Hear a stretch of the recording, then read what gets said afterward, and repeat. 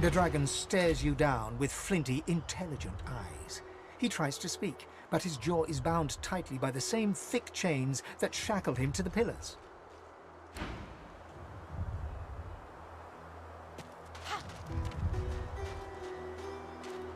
Unreadable glyphs mantle this ancient pillar. Braided through thick iron rings, source-infused chains bind the dragon tightly.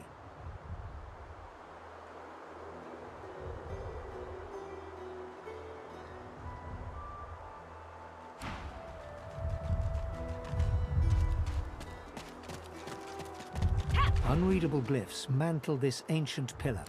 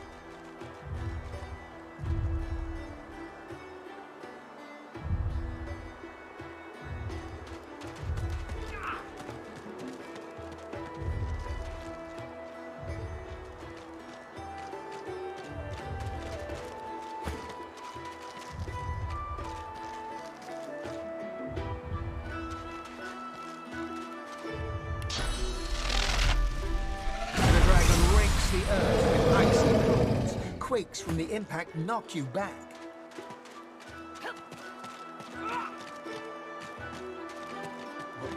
My thanks.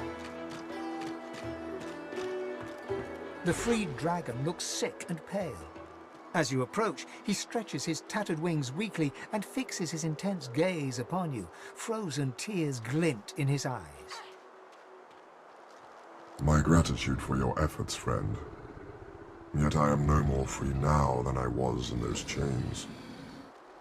Please, help me find true liberty, or sing me to the endless slumber. But of course, that must be why you stand before me. Slain called to the Lord of Death, and here you are. A coincidence?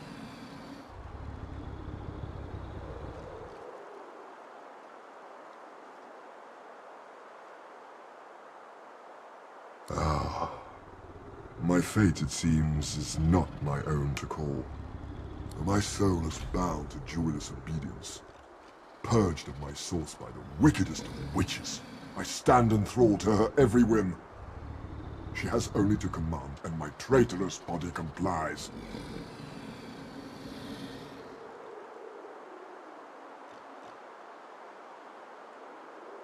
The witch Rebecca!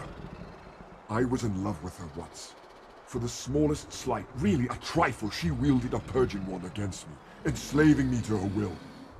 Now only my voice remains my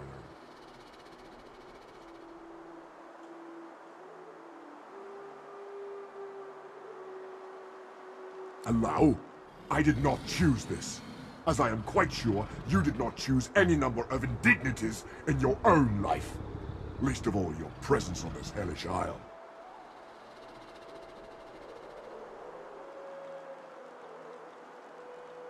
That you would even ask such a question of a stranger already in your debt. There is much goodness within you, but this task would not be easy.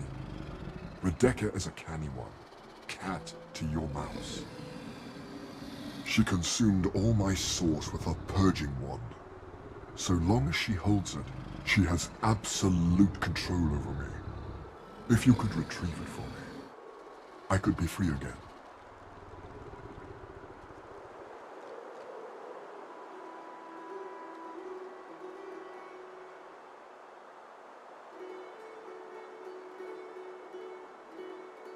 You would have my gratitude, and whatever aid I can then offer to you.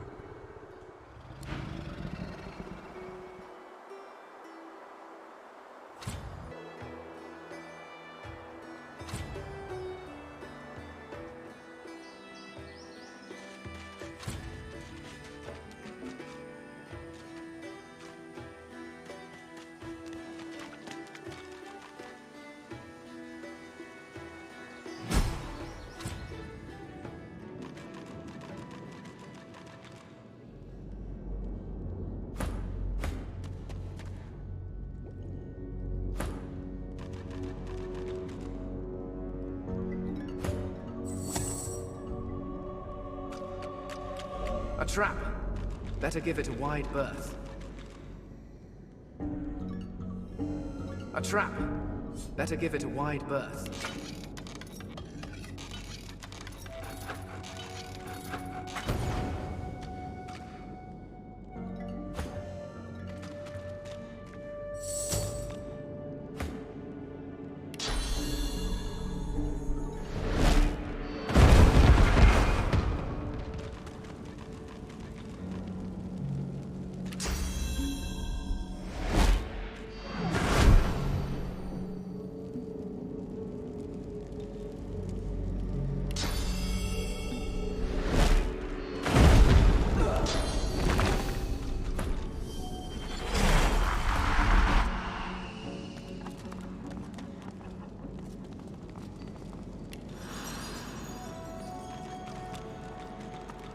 My eyes fool What's this? It looks strange.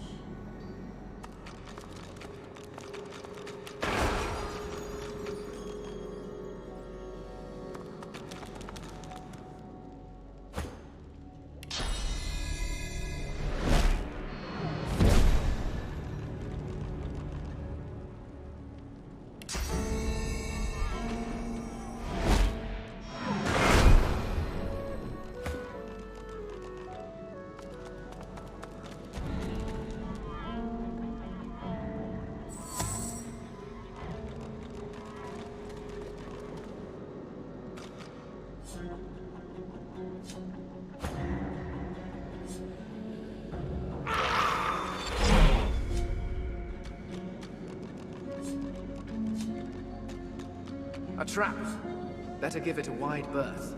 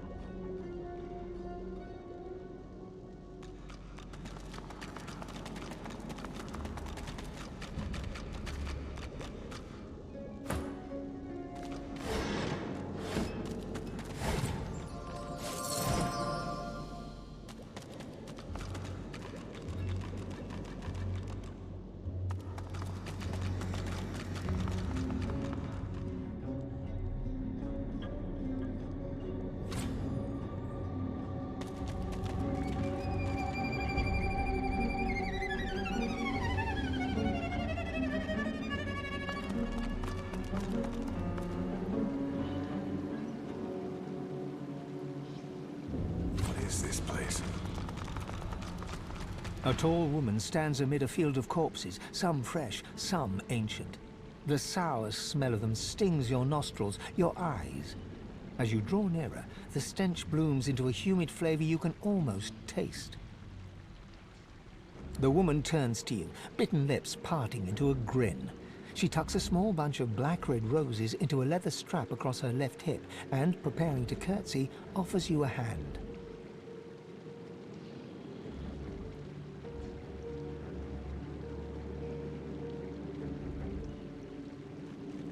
What a bore. She stands to her full height, her lips pursed in disappointment. She cocks her head and takes you in. The stench of death and sewage suddenly intensifies.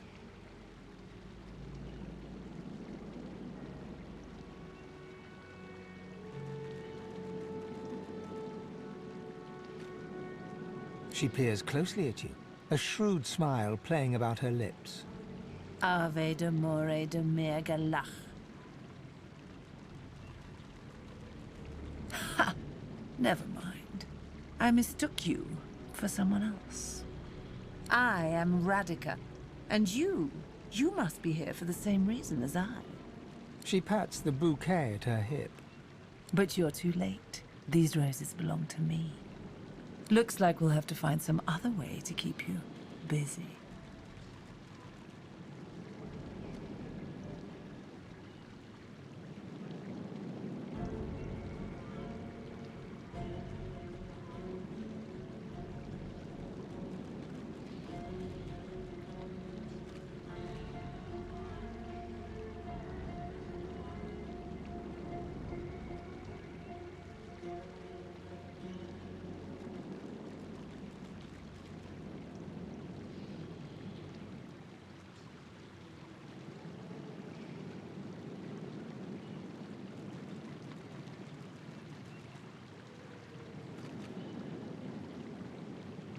She bites her lip and leans in, close to your face.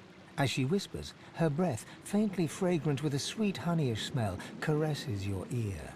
You almost forget where you are. I find you rather delicious.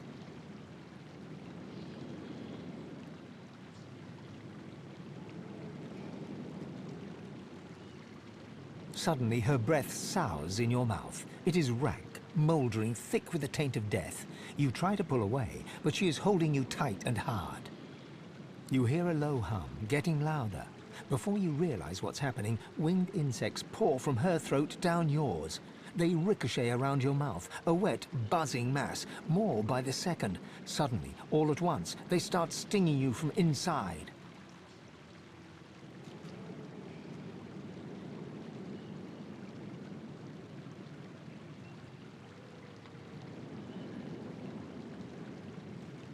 She stumbles back a few paces and wipes her mouth. Ha ha! Delicious. So bloody delicious. Tell me, little man, do you know why the soil here is so very fertile? Do you know why it's the only place in Reaper's Coast where blood roses grow?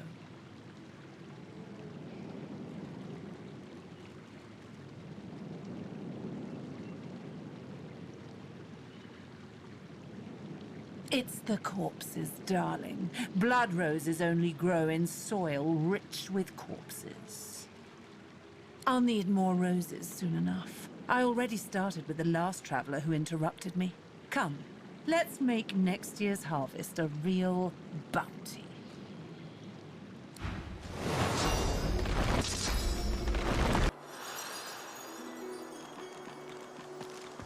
You see a glimmer of hope flicker across Slane's eyes as he notices your approach. It's quickly doused with a practiced scowl of the oft disappointed. Have you brought it? Or am I to remain a slave? Slane rears back in eagerness, grasping the purging wand with razor-sharp claws. Before your eyes, the source from within the wand surges into his draconic form, filling him with a light so bright that you must shield your eyes from the glare.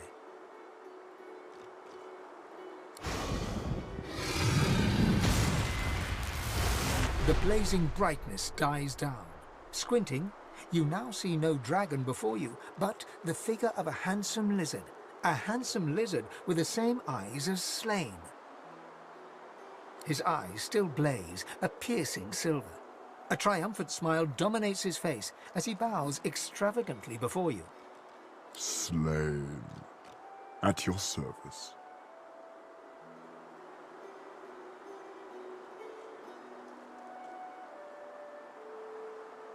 All like me have such eyes.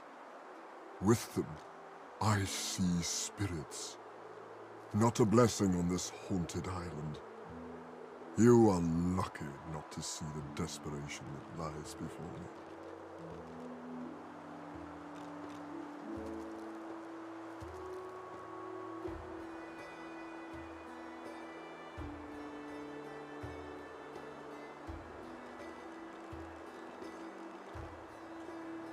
If everyone thought like you, this vile place will be little more than a sunny island.